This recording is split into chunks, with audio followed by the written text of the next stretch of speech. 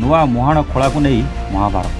गंजाम जिला रामया पाटना और पुतुरु ग्रामवासी मध्य संघर्ष। 163 लागू कला प्रशासन। 10 रु ऊर्ध्व जन आहत होई मेडिकल भर्ती होइछन्ति। उभय गाँवर 40 को गिरफ करिसन्ति गोलंथरा थाना पुलिस। गाँव में 3 प्लाटून पुलिस फोर्स मुतयन। गाँव में शांति परिवेश। आसतु देखा आमर ए रिपोर्ट।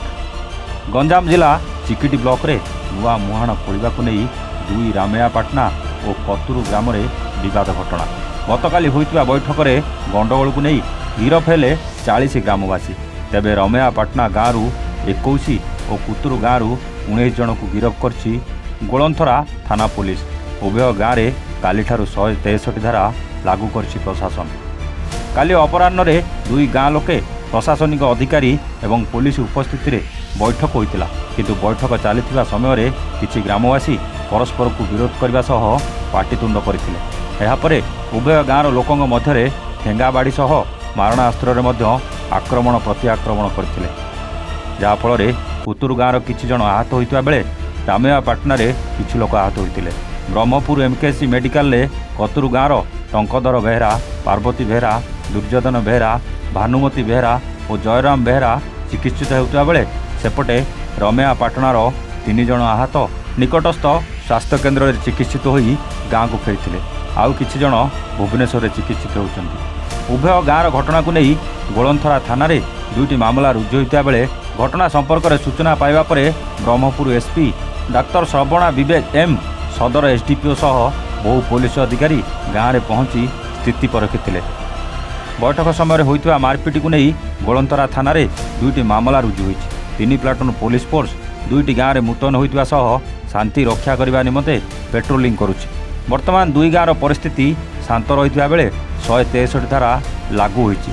वर्तमान गाँव में शांति बजाय रही सत, हेले आगकू कौन हेबो ताहा कहिबा संभव नुहे।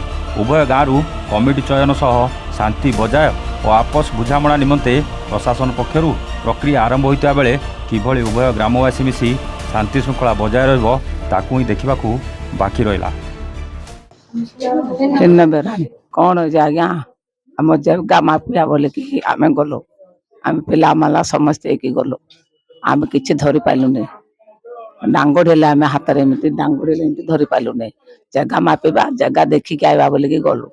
जगह देखी आइला को जगह मापे मापे मापे मापे आज्ञा आसला बेल को पुलिस सहित आज्ञा थी आमको गंडगोल देखेले।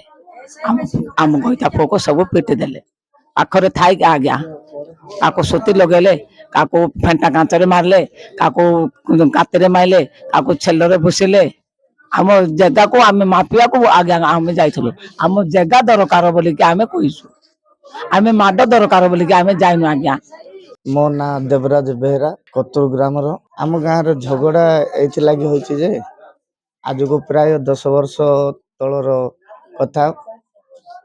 प्राय 500-600 मत्स्यजीवी कतुर ग्राम गोटे जीवन जीविका डंगा जाल करी बंची आसुले। से माने किछि लोक मिसिंग टेपा करिया जोगु आमर बहुत किछि क्षति करिके आमर डंगा जाल रो जीविका से माने बुडे दिथिले। आउ किछि दिन परे किछि मत्स्यजीवी आमर से मानकटो माछ पाछ आनिकी जीवन जीविका करथला बेले से मारे भी मध्य से माछ भाछ को हमको किना बिका न करियार सुযোଗ दवारु किछि लोक आमर सुरलो मार्केट रो माछ आनिकी जीवन जीविका करथले। एमिति से माने आगुर आम प्रति अन्याय अत्याचार करी करी करी करी आसी आज आमर ग्रामर प्रत्येक जगह को से माने तांकर अधीन कुनमा को रामयापाटनार बासिंदा माने आम गाँव प्रत्येक जगह को तांको अधीन कुनमा सक्षम हवा तांके सब किछि करि पारुथिले। आम गाँ लोक चुप होइके रही आसुतले। कौन होइते आपन गाँव आपन माम गारे होइछि रामयापाटना आम गाँ गंडगोल होइछि। कौन होइछि बोले सबु बेले से आम एरिया बोले आमे बंचकार करिकी खाउथिला बेले खाइ दउ नथिले से माने आम ऊपरे अटैक करिया ना कौन पई बोले ना इटा आमर जगह है कि तमे कौन पे आसुछ तुमर एठी किछि नाय तांगे कहबार ତାଙ୍କ କୋଉମାନେ କହିଲେ? ଲୁଳିଆ ମାନେ ହୁଁ। ତମେ ଆସିବାକୁ ଏଠି ତମର କିଛି ନାହିଁ, ତମେ ଆସିବାକୁ ହବ ନାହିଁ ବୋଲିବାର। ପୁଅ ଗଲେ ପୁଅ ଉପରେ ଆଟାକ୍ କରିବାର, ଝିଅ ଗଲେ ଝିଅ ଉପରେ ଆଟାକ୍ କରିବାର। ନା କ'ଣ ପାଇଁ?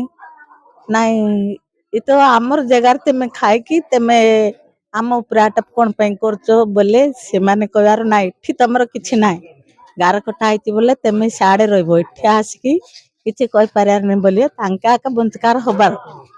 ହେଲେ ହଉ ବହୁତ ତ ଲୋକ ଯୋଉ ପ୍ରକାର ହେଲେ ବଞ୍ଚୁ ବୋଲେ ଆମେ ଯେତେ ଭାବିଲେ ଆମ ଉପରେ ବହୁତ ଗଣ୍ଡଗୋଳ କଲେ।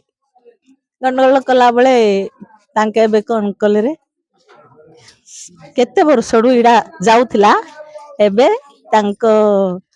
ତାଙ୍କେ ଚାହିଁଲେ ଯେ ହଁ ଏଠିକି ଆଉ ତାଙ୍କୁ କିଛି ନାହିଁ, ତାଙ୍କୁ ଅଣେଇ ଦେବାନି କହିଲେ ତାଙ୍କେ ସେଟା ଖୋଳିଲେ। କିରେ ଖୋଳିଲାକୁ ସବୁ ଯାକ ଆମର ନେଲେ, ଆମେ ନେଲା ପରେ ଜବରଦସ୍ତି କରିକି ତାଙ୍କେ ଯୋଉ କାମ କଲେ ଆମକୁ ପସନ୍ଦ ହେଲାନି। ଆମ ଜାଗା ଉପରେ ମନ ଇଚ୍ଛା ଏମିତି କ'ଣ କଲେ ବୋଇଲେ ଆମ ଲୋକ ଗଲେ ତାହେରେ ମାଟି ପକାଇଲେ। ଗଞ୍ଜାମରୁ ଜଗନ୍ନାଥ ସାହୁଙ୍କ ରିପୋର୍ଟ, A1 ଓଡ଼ିଶା।